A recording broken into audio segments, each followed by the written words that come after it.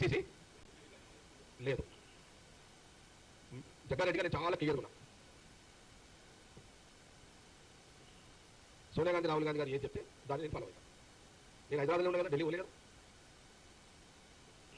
ఢిల్లీ హైదరాబాద్లో ఉన్నా, ఈరోజు మీ మధ్యలో ఉన్నా. కాబట్టి నేను సోనియా గాంధీ రాహుల్ గాంధీ గారు వాళ్ళు తీసుకునే నిర్ణయం కరెక్ట్గానే ఉంటుంది. అది దాన్ని జగ్గారెడ్డి ఫాలో అవుతాడు.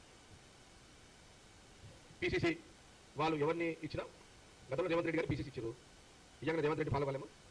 ఇప్పుడు ఎవరిని ఇచ్చినా అది ఫాలో అవుతాం. నేను హైదరాబాద్లో ఉన్నా, నేనైతే పైరవ్ చేస్తలేదు. మీకు క్లారిటీ ఉంది కదా. ఇదైతే నేను అభిప్రాయాలు చెప్పే ప్రోటోకాల్లో నేను లేను. ఒకటి, ఎవరైనా బాగానే ఉంటుంది. ఎవరైనా ఆ కుర్చీ నడిపిస్తుంది. పిసిసి కుర్చీ ఆటోమేటిక్ నడిపిస్తుంది. అదేమి ఇబ్బంది ఉండదు. నేనేం చెప్తున్నాను సార్, గాంధీ భవన్లో అటెండర్ పోస్ట్ ఇచ్చినా చేస్తాను. అది పెట్టుకోండి, అర్థమైందా? ఇది సీరియస్. నేనేమి జోక్ చేస్తాను.